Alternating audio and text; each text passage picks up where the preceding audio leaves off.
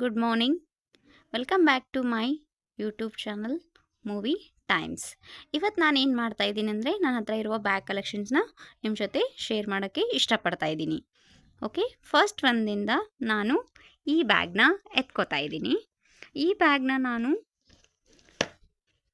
ಮುಂಬೈಯಲ್ಲಿ ತೊಗೊಂಡಿದ್ದು. ಮುಂಬೈಲಿ ಒಂದು ಸ್ಟ್ರೀಟಲ್ಲಿದೆ, ಸ್ಟ್ರೀಟ್ ಮಾರ್ಕೆಟಲ್ಲಿ ತೊಗೊಂಡಿದ್ದು. ತುಂಬ ಸಖತ್ತಾಗಿದೆ, ತೋರಿಸ್ತೀನಿ ರೀ. ಚೆನ್ನಾಗಿದೆ, ಸಖತ್ತಾಗಿದೆ. ಒಳಗಡೆ ಕಂಪಾರ್ಟ್ಮೆಂಟ್ಸ್ ಇದೆ 2.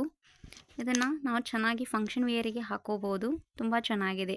ಇದು ನಾನು 300 ಕೊಟ್ಟು ತೊಗೊಂಡಿದ್ದೆ, ಸ್ಟ್ರೀಟ್ ಮಾರ್ಕೆಟಲ್ಲಿ ತೊಗೊಂಡಿದ್ದು. ನಾನು ಯಾವುದು ಅಷ್ಟು ಬ್ರ್ಯಾಂಡೆಡ್ ಬ್ಯಾಗ್ಸ್ ಎಲ್ಲ ಯೂಸ್ ಮಾಡಲ್ಲ.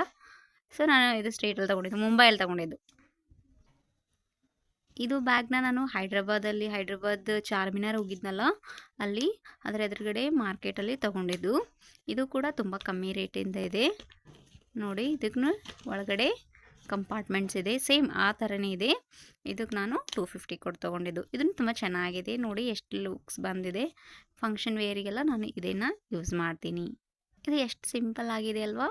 ಇದು ನಾನು ಮಂತ್ರಾಲಯಲ್ಲಿ ತೊಗೊಂಡಿದ್ದು.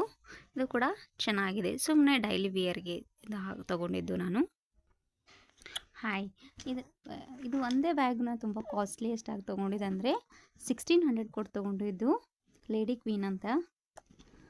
ಒಂದೇ ನನ್ನ ಮದುವೆ ಟೈಮಲ್ಲಿ ಇದು ಒಂದೇ ಬ್ಯಾಗ್ ನೋಡಿ, ನಾನು 1600 ಕೊಟ್ಟು ತೊಗೊಂಡಿದ್ದು. ಅದರ್ವೈಸ್ ನಾನು ಎಲ್ಲ ಕಮ್ಮಿ ರೇಟಿಂದ ಯೂಸ್ ಮಾಡ್ತೀನಿ. ನನಗೆ ಈ ಬ್ಯಾಗ್ಸ್ ಮೇಲೆಲ್ಲ ಇನ್ವೆಸ್ಟ್ ಮಾಡೋಕ್ಕೆ ಇಷ್ಟ ಆಗಲ್ಲ ಅಷ್ಟೊಂದು. ಚಿಕ್ಕ ಪರ್ಸ್ ಇದೆ, ಇದನ್ನು ನಾನು ಡೈಲಿ ಯೂಸ್ ಮಾಡ್ತೀನಿ, ಎಲ್ಲಾದರೂ ಮಾರ್ಕೆಟು ಅದು ಹೋಗೋಕ್ಕೆ. ಇದು ನೋಡಿ, ಇದು ನನ್ನ ಫ್ರೆಂಡ್ ಗಿಫ್ಟ್ ಮಾಡಿದ್ದು, ಸಖತ್ತಾಗಿದೆ. ನನ್ನ ಬರ್ಡೇ ಟೈಮಲ್ಲಿ ಯಾರೋ ಗಿಫ್ಟ್ ಮಾಡಿದ್ದಿತ್ತು ಇದು ಒಂದು. ಆಮೇಲೆ ಇದೂ ನನಗೆ ಗಿಫ್ಟೇ ಬಂದಿದ್ದು.